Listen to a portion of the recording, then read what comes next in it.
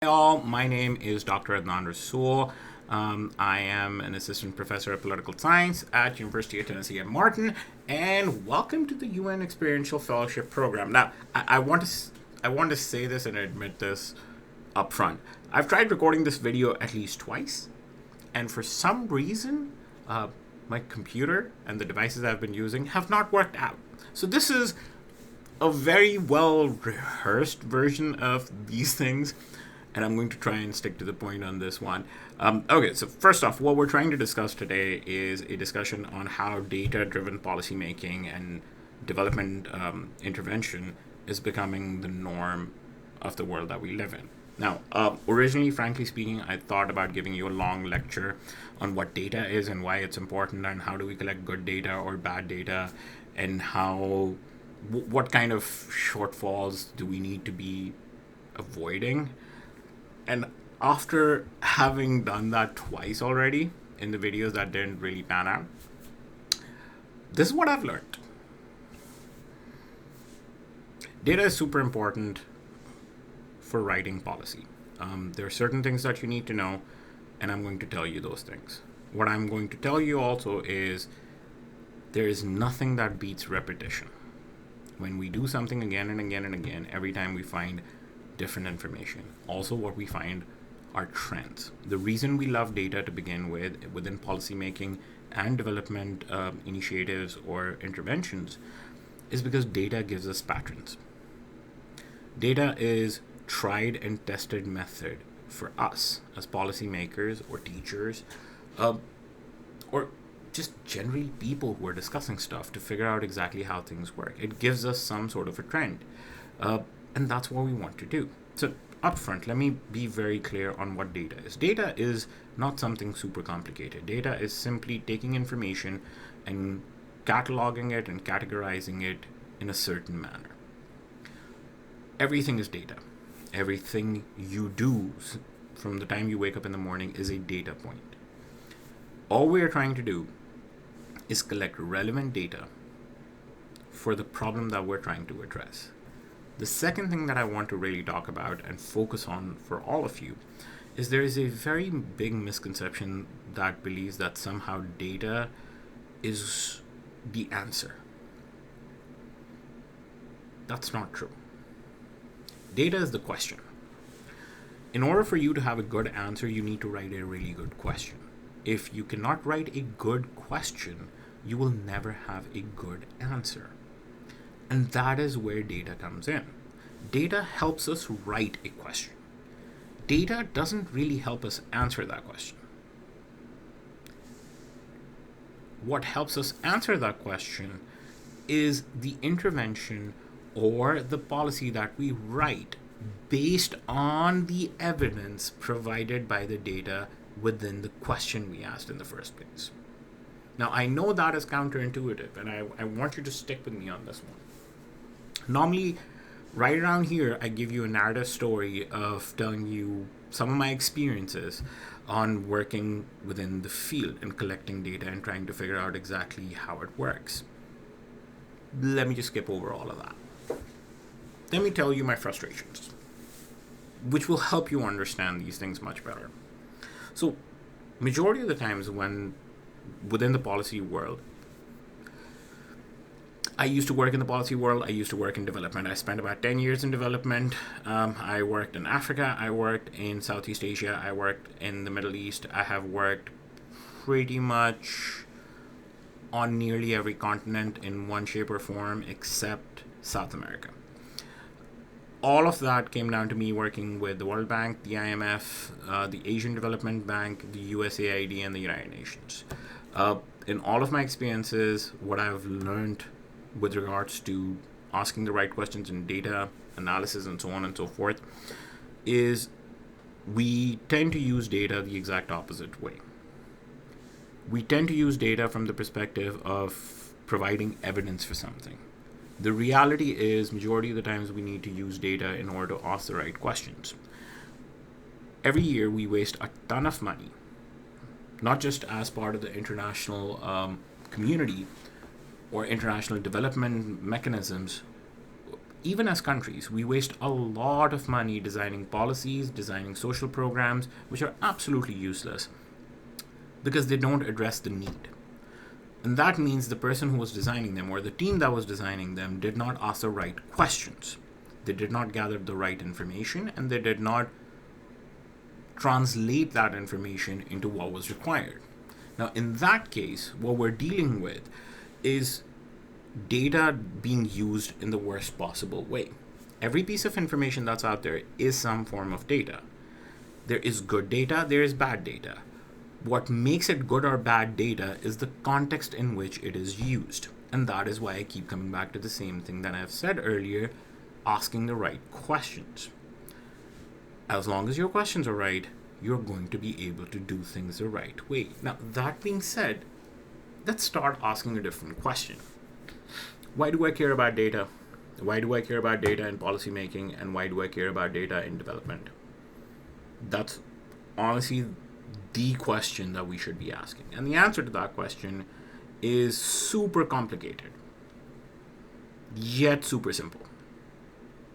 We care because if we're designing different forms of policies, and if we're designing different forms of development initiatives, and all of them are never going to address the need that we're designing them for, what's the point? Like, we're wasting money, we're burning money. In essence, then, using data to design policy and design development initiatives, all we're really trying to do is create efficiencies and actually address the issues that we're dealing with. Let me give you a very simple example. We always have this discussion in the US that we should get rid of student loans. We should get rid of this, we should get rid of that. And that's a wonderful discussion to have. But here's the thing that we never kind of dig into. Saying that we should get rid of student loan is a really good statement. The question then is, why don't we get rid of student loans? Because that's where the information is hidden, right? Why don't we get rid of student loans? Well, we can't get rid of student loans because somebody has to sit down and answer another question first, which is, who owns the student loans? Because think about it, right? And stick with me on this for a second. I'm taking you on a journey, and it will make sense in about 5 minutes from now. So who owns student loans? Let's think about this for 5 minutes. You are given student loans based on the federal government's guarantee, right? Like, you apply for FAFSA, FAFSA gives you a student loan. Who essentially is underwriting your student loan? The federal government, right? Now, your student loan might be issued by a lender, and that lender might be private. Your student loan also might be issued by a lender that is partly owned by the government, as in, Sallie Mae, or one of those large institutions that the government bailed out in 2008. Number two, who do you pay money back to under your student loans? Are you paying it back to the lender, or are you paying it back to the government? Because here's the thing. If you're paying your money back to the lender is paying a big chunk of that money back to the government. In essence, then, aren't you paying back the government? And if you're paying back the government, would that not mean that your student loan is an investment as far as the federal government is concerned? And if they're the ones underwriting it, and if they're the ones who are getting paid from it, do you not then think that your student loan is actually an asset for the federal government? Once you actually break it down to this level, the question is not, why don't we get rid of student loans? The question comes down to the fact, why should the federal government give up on assets that help make money? And why should the federal government give up on such a massive amount of assets, which might be over $1 trillion, for the sake of making people, very few people, happy? Because please remember, majority of the Americans never actually went to college. So even when we're talking about student loans and government giving up its assets, we're talking about a very small group of people. And if I were a person who was designing policy based on these notions, the question that I would be asking is, does it make sense for me to get rid of government assets upwards of $1 trillion in order to make maybe 35% of the population in this country happy? Is that worth it? And if you stuck with me on this journey throughout, you would see where we started from and where we ended up with. You might have had a very different opinion about all of this when we started out asking this question. You might have a completely different opinion of it right now, where we're ending, where I've translated that question into simply asking you the fact that, do you want the federal government to lose $1 trillion worth of assets to make 25 or 30% of this country happy? Does it make sense, or is it even worth it? This is where data comes in. How you use it, how you manipulate it, how you support your notions with it determines the outcome. Policy making can never be done in a vacuum. A lot of the times when we're trying to make policies, it's extremely painful and difficult to get down to the nitty-gritty of things. It sounds amazing to have these populist ideas. The problem is, and it's not just the US, the problem is in every country across the face of this earth, we're going to face some sort of a blowback. And understanding that blowback is a responsibility that we have as policymakers. It's not the responsibility of the public to let us know all of those things. Public is fundamentally reactionary. Our job, the reason we get paid money, is because we are able to anticipate those problems and understand the needs of policy consumers when even they don't fully understand the needs of the policies and the development initiatives that we're making. And let me give you another example of this. 14 years ago, 14, 15, let's say 15 years ago, Vodafone, a massive telecom company in majority of Africa and Europe, came to Kenya, and they had this crazy idea at that time, that majority of Kenyans don't actually live in the cities. Majority of the Kenyans live in villages. Majority of the Kenyans don't have access to the internet. Majority of the Kenyans also do not have a bank account. So what we're going to do instead is come up with a system where Kenyans are going to be able to have access to bank accounts, and Kenyans are going to be able to send and receive money from each other without actually having a bank account, internet, any of that stuff. And I remember, because I was working at the UN at that point of time, we looked them straight in the eye, and half of us laughed, and the other half of us were like, how? Like, how are you going to do this? And I was fascinated. I wanted to understand, how would you do this? Because at that point of time, the only understanding of transferring money that we had was based on the fact that you could use PayPal. That was it. You either need a bank account or you have PayPal.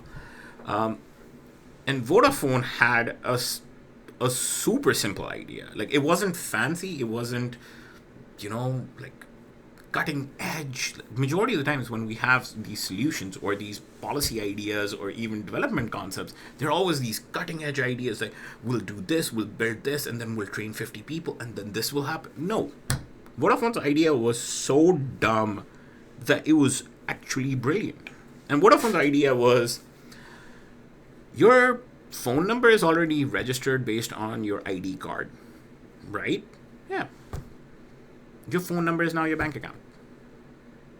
Okay, so your phone number is your bank account. Great. How are we going to do the whole money thing? They're like, simple. People already buy scratch cards to fill up their accounts, and people normally buy those scratch cards from corner stores in villages, in cities. Everywhere you go, there's always a corner store selling cigarettes, drinks, or something on those lines, and they always sell cell phone credit. And we were like, yeah, that story also checks out. And they're like, yeah, that's how we'll do it. If you want to send money somewhere, you'll send them a text, and they'll take that text to the shopkeeper, and the shopkeeper is going to give them money, and the shopkeeper is going to send us a text code over SMS and confirm that he already gave that money, and that would allow us to deduct money from your account, as in whatever money that you have left charged to your phone number will deduct that. So if there is $400 on your account and you've given somebody $150, we'll deduct $150 out of it. And if you go into negative, your phone shuts down, and then you have to pay that money anyways. And because every person can only get one cell phone number, you're kind of stuck with it. You can't just cancel yourself out. And we're like, yeah, that makes total sense. And that's where the idea of electronic funds transfer, using your cell phone for transactions and using your cell phone to send and receive money came from. It wasn't some high-tech American firm. It wasn't some high-tech European firm. It was a bunch of people in Kenya who lived in Nairobi and wanted to send money to Kisumu. And they were frustrated, and all of them happened to be working for a telecom company, and they came up with the simplest solution on earth. And the reason I gave you this story is because ask the right questions, you get the right answers. And this is where data comes in. Again and again and again. Now, in order to address that situation, the data they could have collected was the number of banks that are there. They could have looked at how many times people send and receive money from each other, how much money they could make out of it. How would they do any of those things? They could have done all of that. They could have opened up a mini bank for everyone. They could have created all of these wonderful things. But instead, they chose to use the infrastructure that was already in place. They chose to use the technology that was already in place. They chose eventually to use a system which needed no upgrade. It didn't need to be 5G or 4G. It didn't need to be LTE. No, SMS. People don't need a $600 phone in order to send and receive money from each other. They can use any phone. And that is where the brilliance within policymaking and development comes in. When you're designing policy, it doesn't have to be fancy. It doesn't have to be sophisticated. It doesn't have to be pretty. It has to be basic, and it needs to get the job done. And as long as you can design policy based on that, it works. And let me give you another example of that. When the pandemic hit in March, the number one problem that people faced was they had no employment. They lost their jobs, or they were not getting paid. Now, we could have given them tax cuts that would have helped them, or we could have just given them direct money. And at that point of time, the idea of sending them money directly sounded like the most idiotic idea on earth. But it was the most effective idea. That's what the Canadians did. Send everybody $2,000 a month for as long as the pandemic is around. Canadian economy didn't get ahead. US did that once. Our economy actually came back roaring for a few months before the money ran out again. The point I'm trying to make is sometimes designing policy comes down to doing the bare minimum and sticking to the basics and not trying to be fancy. And at that point of time, as well as any other point of time, the kind of data that you need and the kind of evidence that you're working with is not to justify your actions. It is to drive your actions. I've given you examples that kind of show all of that stuff. And my hope is you're gaining something out of it. Now, instead of me just going on and on and on about these things, what I'm trying to do and what I intend to do here is go through the questions that some of you sent to me. Now, let's start out with the question sent by Margaret out of North Salt Lake City, Utah. Margaret, you asked, why is it still so hard to get quality data to drive development and policy decisions? What can be done to improve this? Teach people research methodology. Not lying. Just now, what I told you guys, I essentially said that data does not drive policy. Data drives a really good question that helps you write better policy. People need to take research methodology. Majority of the times, what we have as policy makers or policy designers, the biggest challenge, frankly, comes down to the fact that people want something snazzy and something fancy. People want to pour money into something that theoretically sounds like a great idea, but it might not be the most practical thing on earth. What we need a lot more of is people to understand that you need to figure out the context of doing things and ask the right questions. People are not trained to ask the right questions. In majority of the cases, that's why they walk out there and start asking questions that have no relevance on what we're trying to fix. And if you're starting out from a bad place, you'll end up at a bad place. That means the quality of data that they're getting is kind of either completely irrelevant or low quality. How do we fix it? We teach people research methodology in university. Make it mandatory for people to understand that. The second thing, make it mandatory for people to have critical thinking skills. Let's go back to the simple example. Student loans, right? We started out talking about student loans should be written off. Something apparently which is super popular with everyone, right? And then we ended up by asking questions. We ended up at a question which was, should the government give up $1 trillion worth of assets to satisfy the need of 25 to 30% of the population? The ability to jump from here to here, that's something that we're missing. And that's part and parcel of our education system's fault. We don't train people to be critical thinkers. Phenomenal schools, and if you run into really fun teachers, will help you down that path. And that's frankly why you're doing this fellowship in the first place, is to help you think differently. Because if you start looking at things from a structural perspective, as in everything is built on something else, if you can take it apart and put it back up again, especially when you're talking about policy, it changes how you approach things. Learning how to talk to people, learning how to listen, learning stories, all of that stuff makes a huge difference in life. And that's what we're after. So I hope that answers your question, because the next question is actually fairly similar to this. Doha in Lawrence, Kansas is asking, how do we successfully collect data and use it in a way that makes the most out of the collected information, in turn give back the most to development? Though successfully collecting data comes down to the kind of data that you want to collect. Simple. How do you make the most out of it comes down to making sure when you're collecting data, you're collecting the context of data. Let me explain. So when I ask you, just randomly speaking, when I ask you, it's like, so how many glasses of water do you have in a day?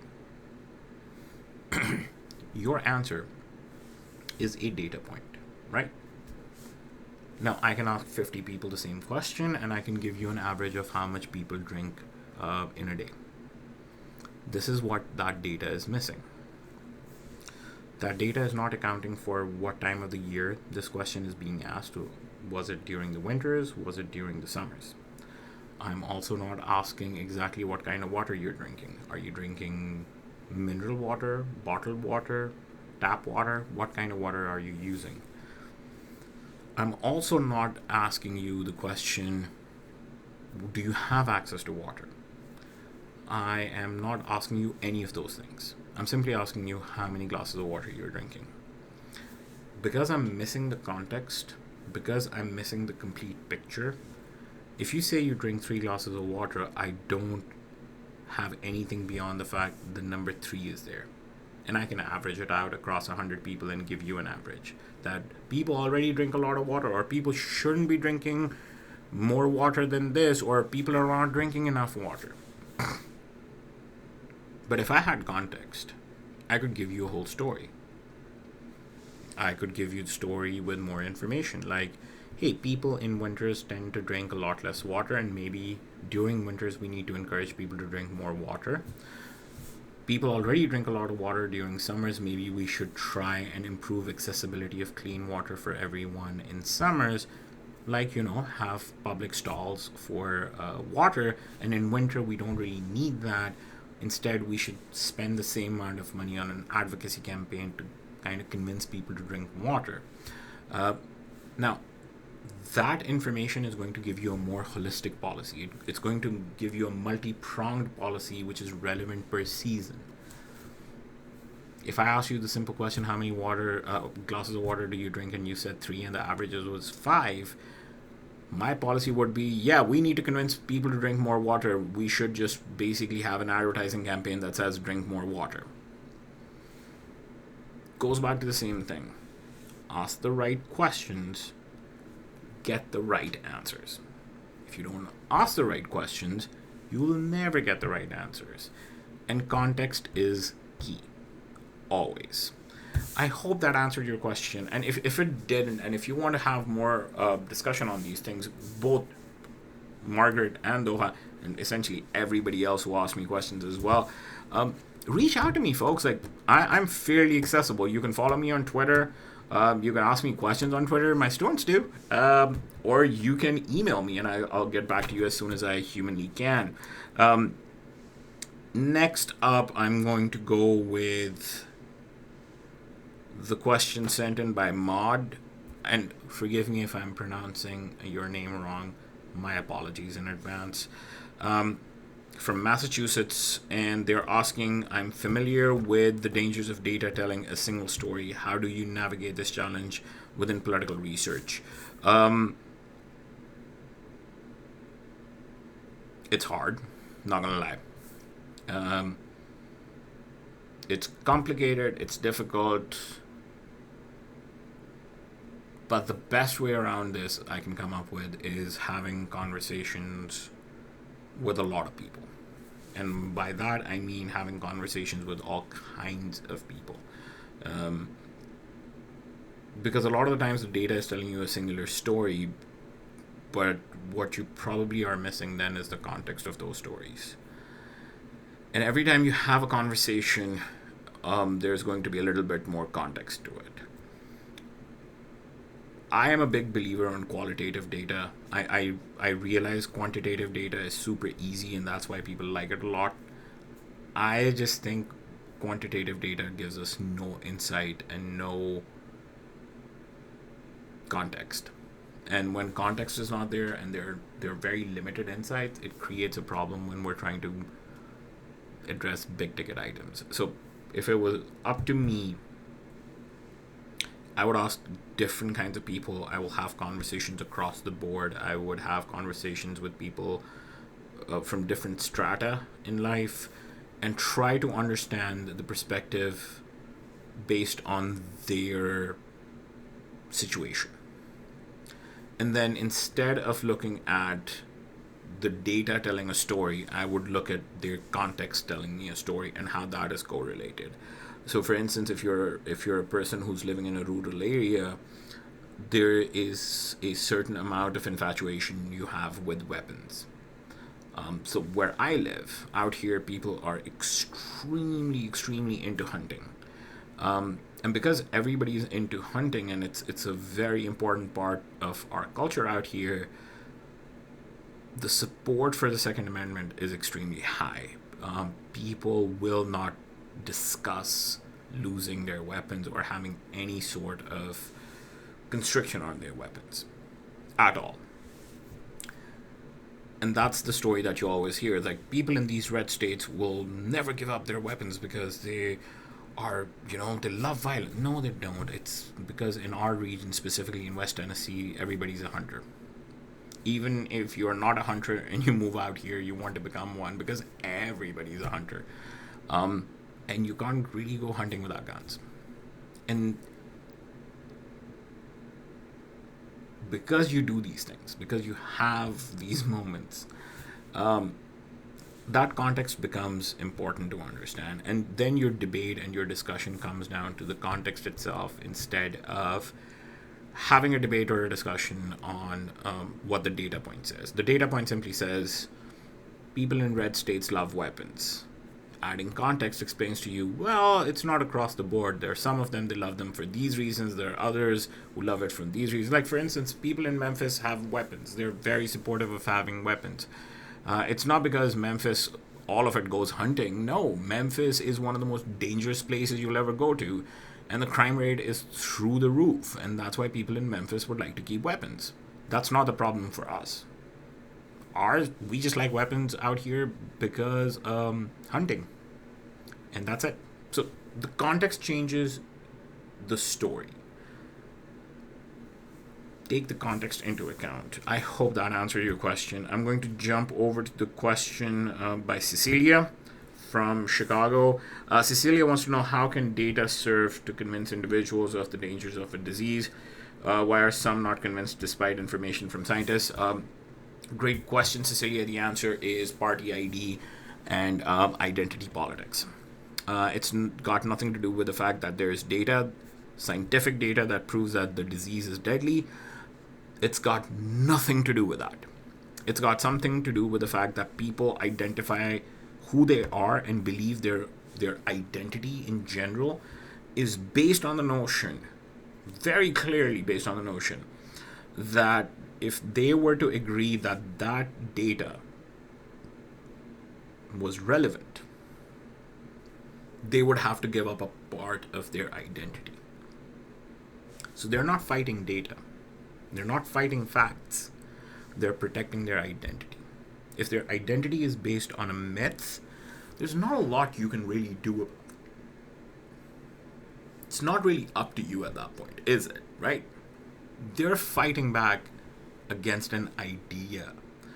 And this is where you need to understand, within political rhetoric, know when it's about data and you're fighting data with data. The moment you start fighting identity politics with facts, you're going to lose. Always, please understand this. If you're fighting identity and emotions with data and facts, you're going to lose.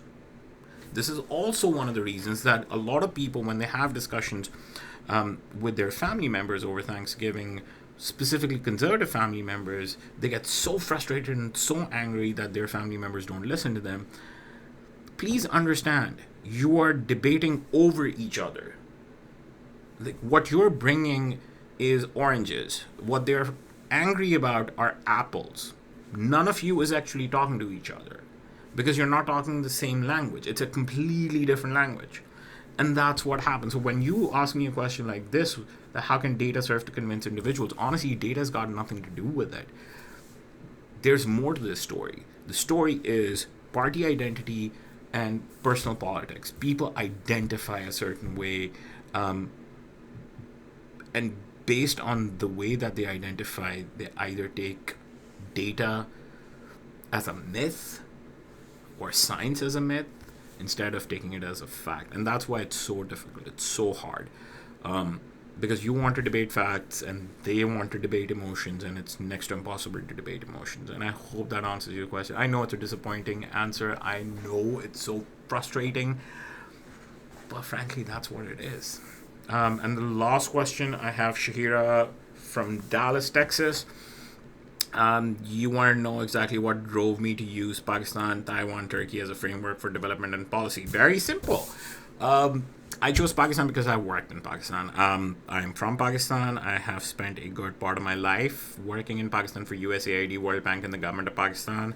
I've been an advisor to all of them for a significant period of time. Even to this day, I sit on the board of governors for the Pakistan Institute for Development Economics.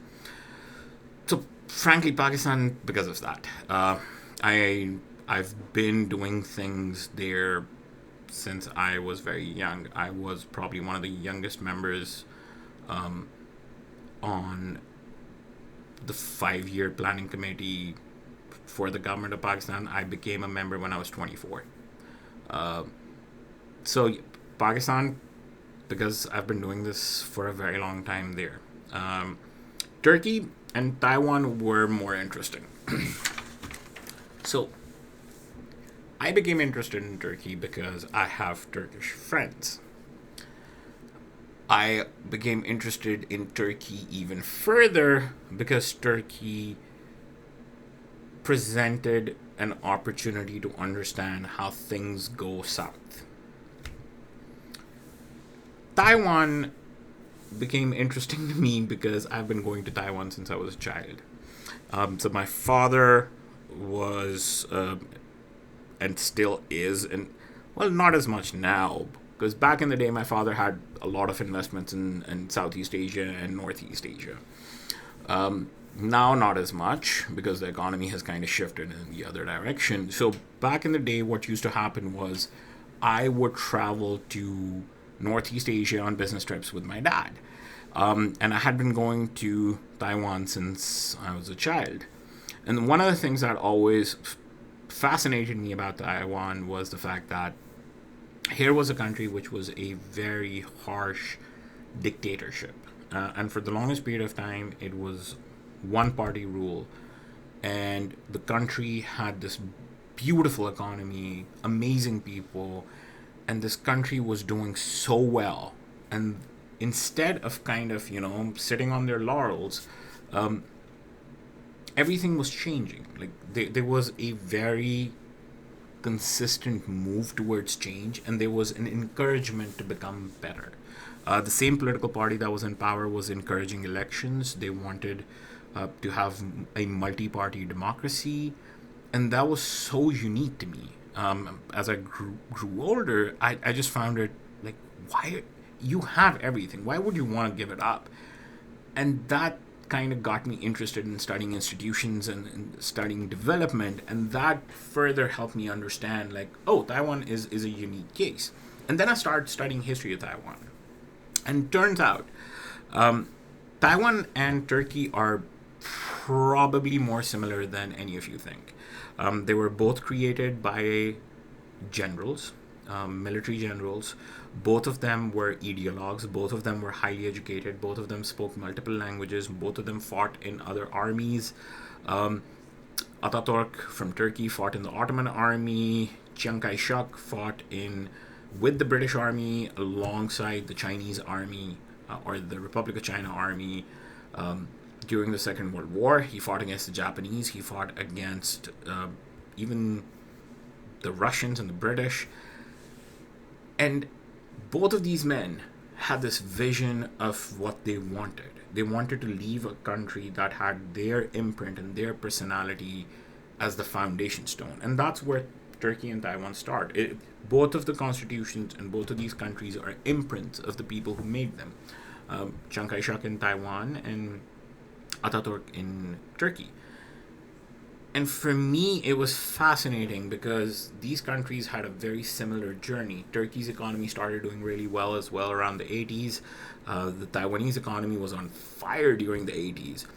And then over a period of time, as we get into the 90s, Taiwan and Turkey both started trying to democratize. And the democracy was going fairly well in both these countries till the 1990s, late 1990s. And then in early 2000s, what happens is Taiwan goes on this tangent where it moves towards becoming a vibrant democracy over the next 20 years. And Turkey takes this other turn where it also becomes this beautiful, vibrant, tolerant democracy till 2008. And at that point of time, things start going south. And Turkey goes in a completely different direction, becomes a single party dictatorship, and Taiwan becomes this super vibrant democracy that is accepting of everyone, that has so much to offer to the planet.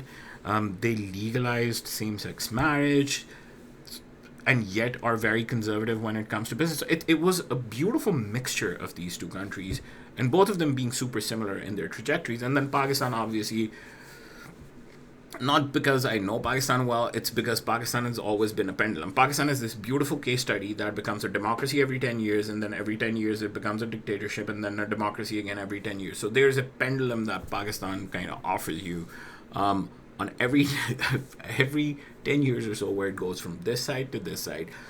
And it's important for me to understand, even to this day, how Turkey and Taiwan just went their own ways, and Pakistan keeps going from here to here and here, and how that has impacted the development and growth of both of these countries. Like, the funny thing is, even though Turkey is a dictatorship, and even though Taiwan was a dictatorship and became a democracy, both of their economies have been doing pretty well. Um, Turkey's economy is not doing as amazing as it used to be, and that's partly down to the fact that it's a dictatorship at this stage. Taiwan's economy has never stopped. It's just become stronger and stronger and stronger over the years. But the fascinating thing to me is Pakistan's economy has kind of been swinging like a pendulum. So yeah, that's why I got interested in studying Pakistan, Taiwan, and Turkey, of all the countries that I could compare.